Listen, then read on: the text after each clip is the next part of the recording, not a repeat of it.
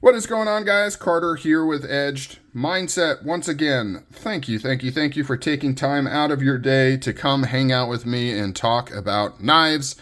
I really appreciate it. Like, comment, subscribe, hang out in the community section on my channel, be a part of this whole thing. It's fun, right? Fun. Knives are fun. Knives are cool. Knives are fun. They're artsy. They're usable. What more could you ask for? A lot of stuff, I guess. I don't know. But knives are cool. So we're taking a look at Daggerr knives. Arrow here. Now, the Arrow is not a new model. However, this is a new configuration. This is the first time that they've had an Axis-style crossbar lock mechanism. And I believe these scales are new as well. And when I unboxed this knife, along with two other Daggerr knives, I didn't know quite what to make of these scales. I didn't know if I liked them. Quick update. I absolutely like them now. They're very cool, very unique. I don't have anything quite like this, and I haven't really seen anybody else do it. It is a little bit jarring, this peel ply carbon fiber glued on top of blue G10, but it's really grown on me, and I absolutely like it. And of course, this crazy blade. But do I recommend you buy this knife? We're going to talk about that here in a minute. I can't wholeheartedly say yes, and I can't wholeheartedly say no. Kind of depends on what you're after, but we will dive into that here in a second. Let's do some specs, right? I'm not a big guy. Wait, I am a big guy. I'm not a big knife guy in terms of, no. What am I trying to say? Another aneurysm going on here. I am not big into super accurate measurements. I'm more of a, I just want to know what the general size is. So if you're looking for down to the millimeter, I apologize, but I am going to consider this 3 3/4 inches blade length. If you look closely, you know, that's not quite accurate, maybe 3 7/8, but you get the idea. It's a pretty long blade. Overall length is about 8.5 inches or just under 8.5 inches. So pretty good blade to handle ratio on this guy, actually, which is pretty dang cool. Let's do some size comparisons. We've got a paramilitary 2. Stack this bad boy up there. You can see it is larger than the paramilitary 2, which is pretty dang cool. If you like larger knives, you might like one of these. Let's do some weights here. It is quite light with the carbon fiber in the G10, 4.4 ounces. And just for comparison, let's put it up against this micarta scale, 3.6 ounces. So it does weigh more than the paramilitary 2, probably because of this massive steel backspacer that we have here, but we're going to talk about that more in a second. Now, let's go into my favorite section of the video, which is me randomly comparing it to knives that I just kind of want to show because I have them here. So here it is next to an Chavez RC-K9 in the awesome rock pattern right there. Give you an idea of the size difference. We've also got another rock pattern Chavez here. This is the Scapegoat. You can see, dwarfs the Scapegoat.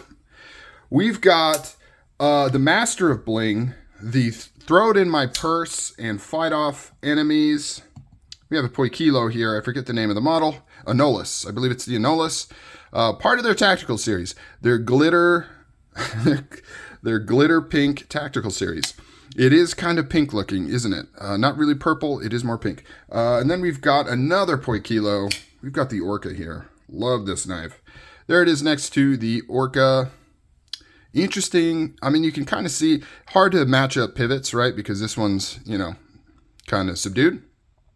But you can see the Orca has about a similar blade length, but a shorter handle, which is pretty cool. I mean, depending on how you measure it.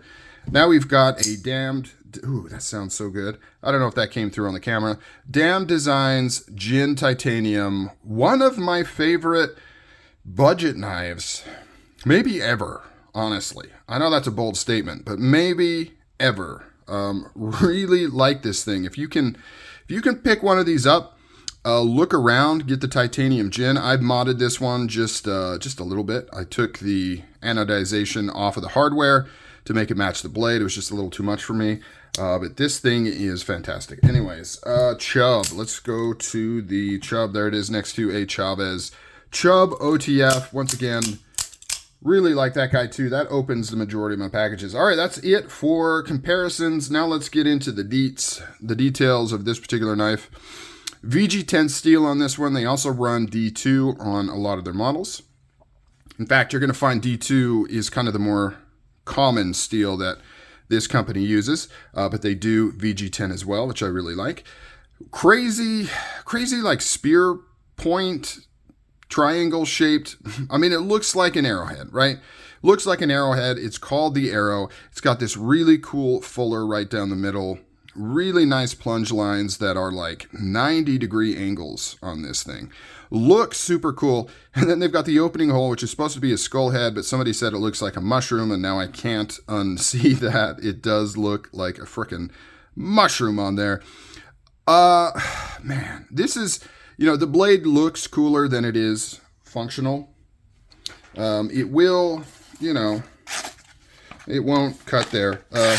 It will cut if you're cutting against the grain and you're not a complete goober with cutting paper on camera like I am, angles, right?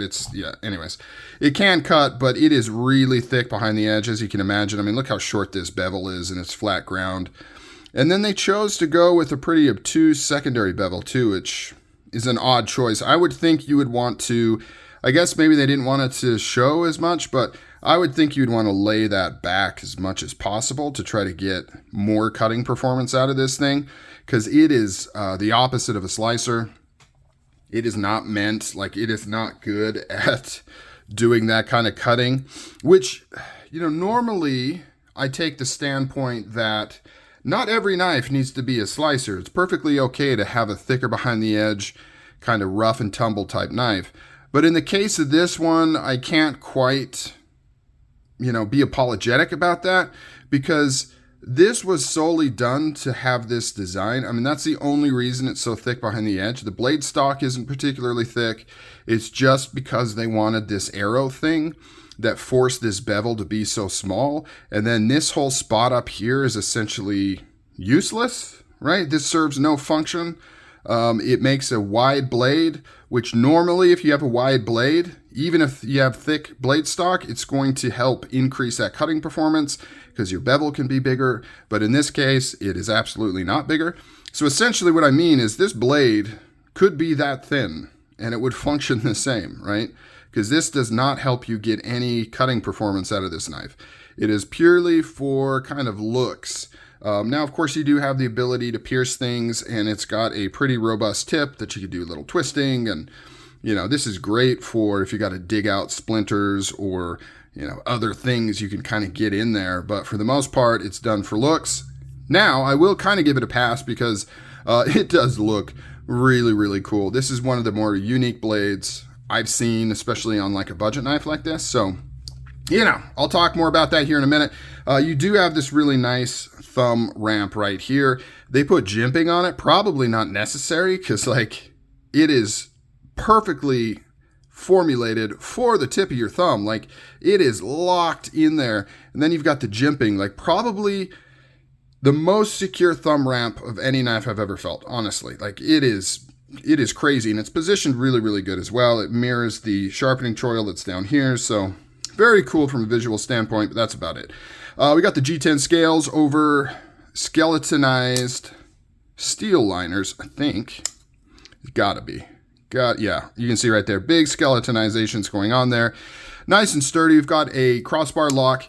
Now, it's not the most secure feeling. You get, I don't know if you can hear that. You get a little bit of movement on this thing unless you really flick it into place and then it's locked up solid. Now that's pretty common with crossbar locks. It is, it's one of those things where, you're just going to run across it with crossbar locks often. Now it's not guaranteed though. I have felt crossbar locks that are bank fall tight. It just seems like with this style of lock, you're more likely to come into it. Now, it doesn't indicate in any way, shape, or form that it's going to fail on you and actually close or anything like that. You just might get a little bit of wiggle up and down because this just isn't completely grabbing the back of that tang there. Nothing to be overly concerned with, but, if you're bugged by that, you will be bugged by this knife. Steel backspacer, like I mentioned, everything is nice and blasted, including the crazy pocket clip, which, by the way, is kind of their trademark look. And sometimes they do off-color screws to hold it in to give it eyes, which is pretty wild. I posted some pictures of this. Some people really liked it. Some people thought it was the most ridiculous thing I've ever seen. It seems like that's kind of the reaction. Either, you know, it's a love and hate kind of thing. People either absolutely despise that pocket clip, or they think it's pretty damn cool. I don't know how I sit on it. Sometimes I do think it's cool. For a knife like this, might as well throw that big skull on there. I don't know. It's unique, that's for sure. And look at the size of that lanyard loop. You could put like a massive, I mean, you could hang anything you want from this lanyard loop right there. Do I recommend you buy this knife? Yes. yeah, I do. Yeah, I mean, it's like, I think I paid $55 for this, brand new. That may have been before a discount code too. So it's just a cool, now if you're really looking for a utility knife to take to work or something, this probably is not going to be the one. But if you just want something to carry around, EDC, kind of be a show-off piece, but you don't want to spend hundreds of dollars on a show-off piece, you know, this might be an option. I'm all for knife users and collectors having oddball knife pieces. I think it's just a matter of, and I think a lot of people like to have those, it's just a matter of, you know, how much money are people willing to spend on something like that compared to, you know, kind of like the novelty thing. Now, I say novelty, but it is a knife. It's got good steel. VG10 is great stuff for a long time. That is what most Spydercos were made out of. I've used it extensively in my past. It performs well. It's cool, good steel.